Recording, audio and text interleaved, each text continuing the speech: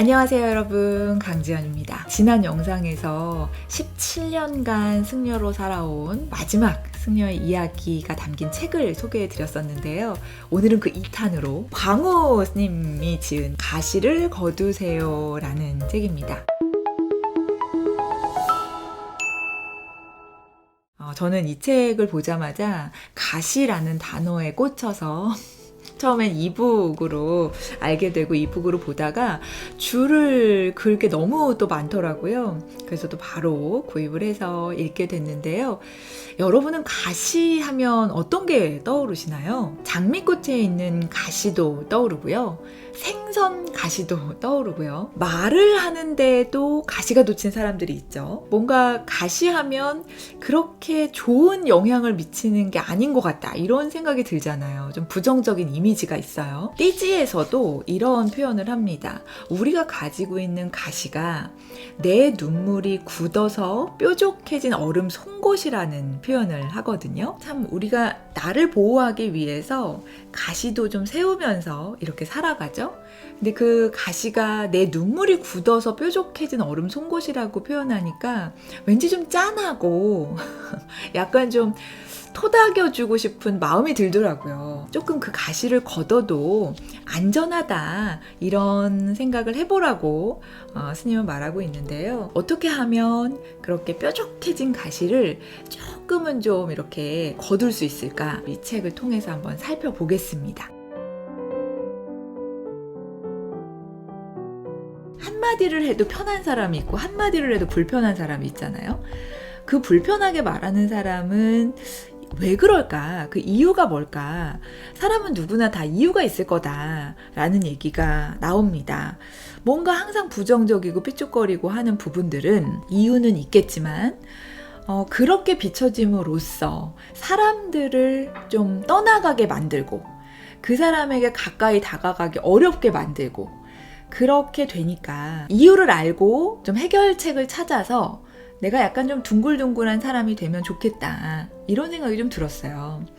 여기서 덕불고라는 말을 하거든요. 덕이 있는 사람은 주변에 사람이 많다고요. 외롭지 않다는 이야기를 합니다. 나이가 들수록 뭔가 내향적으로 바뀌면서 사람들 간의 관계도 좀 줄어들게 되잖아요. 그렇다고 해서 내가 힘들 때 말할 수 있는 사람이 없으면 너무 외로울 것 같아요. 그래서 뭔가 주변 사람들도 좀 살펴보고 내가 너무 이렇게 가시를 바짝 세우고 있는 건 아닌가, 이런 것들도 한번 점검해 보면 좋겠습니다. 사람들에게 다 이렇게 친절하고 다 좋은 말만 하고 잘 지내면 참 좋겠지만 그때그때 또 사람을 따라서 우리는 가시를 세우기도 하죠. 세상은 안전하다라고 생각하고요. 조금 그 가시를 거두는 것도 생각해 보게 됐습니다.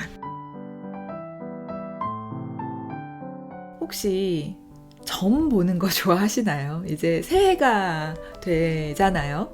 그러면 아마 지금 한창 점을 많이 볼 때가 아닌가 싶은데, 저도 예전에는 점을 좀 몇 번 봤었어요. 근데 하는 얘기가 다 똑같이 들리는 거예요. 이러이러한 삶일 거야 이렇게 예측해주는 그 이야기가 좀 비슷비슷해 보여서 그러면 내가 그걸 알고 살아야겠다, 이 정도로 생각을 했는데, 운명을 믿는 분들도 계시죠. 어떤 일이 생겨도 나는 이건 운명이야 라고 생각하고 좋은 거는 좋은 거대로 해석을 하겠지만 안 좋은 일이 생겼을 때 운명 탓을 하기도 하죠.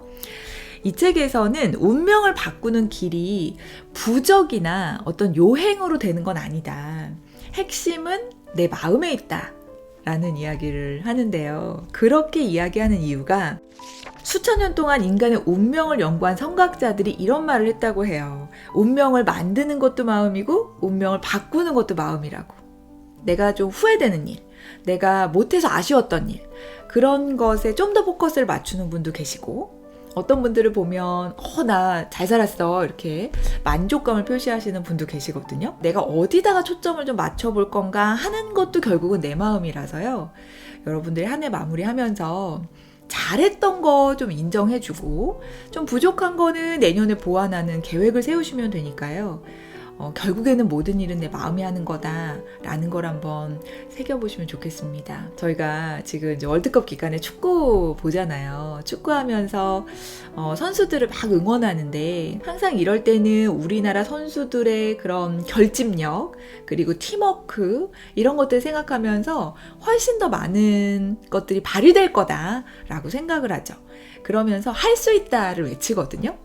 근데 할 수 있다라는 말이 굉장히 뻔한 얘기 같지만 이 말 표현이 그만큼 중요하다라는 한 기자의 리포팅을 봤습니다. 저는 이게 여기도 좀 해당이 되는 것 같아요. 좋은 부분들, 만족하고 있는 부분들 많을 테니까 거기에다가 한번 초점을 맞춰보면 운명이 바뀌지 않을까요?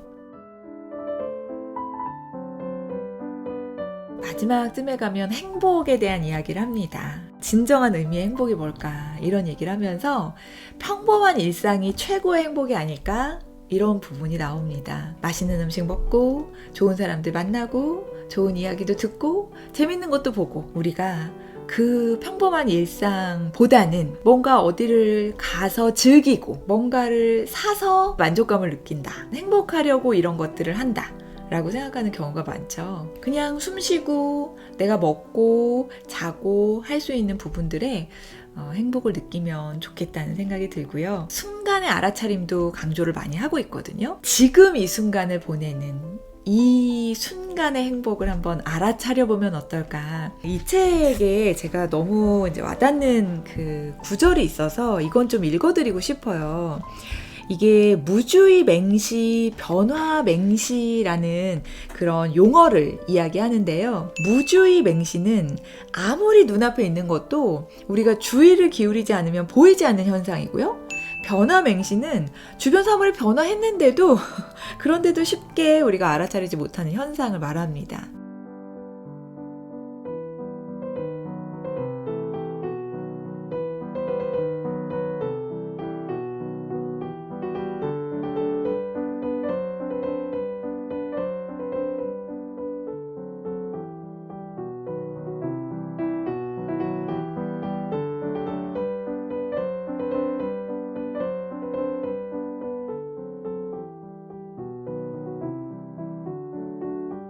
때때로 우리가 많은 걸 놓치고 살았구나 라고 이스님도 느끼신다고 하는데요. 정말 우리 사소한 거에 집착하잖아요. 저도 그렇거든요. 그거 아무것도 아닌데 그게 뭐라고 자꾸 놓지 못하는지, 그걸로 인해서 내가 놓칠 수 있고 잃어버릴 수 있고 아쉬움이 남을 수 있는 부분들이 있다는 걸 기억하고 너무 집착하지 말고 사소한 거에 목숨 걸지 말고 우리 더 큰 걸 한번 바라볼 수 있으면 좋겠습니다. 그쵸. 일에 집착하면 건강을 잃죠. 건강을 잃어버리고 나서 우리는 생각하잖아요. 그런데 잃기 전에 한번 내 상태나 나를 좀 챙겨보는 거, 내가 더 중요한 게 뭔지 이런 것들 생각하는 거 다시 한번 좀 새기게 됐습니다. 무주의 맹시, 변화 맹시라는 표현 우리 기억해보면 좋겠습니다. 제가 스님 책을 이렇게 소개해드리니까 혹시 종교가 불교인가? 이렇게 생각하실 수 있을 것 같은데 저는 무교입니다. 그래서 스님 책도 읽고 목사님들 책도 읽고 신부님들 책도 읽어요. 진짜 책장에 보니까 다 있더라고요. 연말이라서 그런지 약간 좀 한 해를 돌아보면서 마음 정리를 하게 되는 때인 것 같습니다. 1년 동안 살아오면서 내 눈물이 굳어서 뾰족해진 얼음 송곳도 좀 녹여보면 좋겠습니다. 오늘 영상이 도움이 되셨다면 좋아요, 구독, 알림 설정 부탁드리고요. 저는 또 좋은 영상으로 찾아뵙겠습니다. 고맙습니다.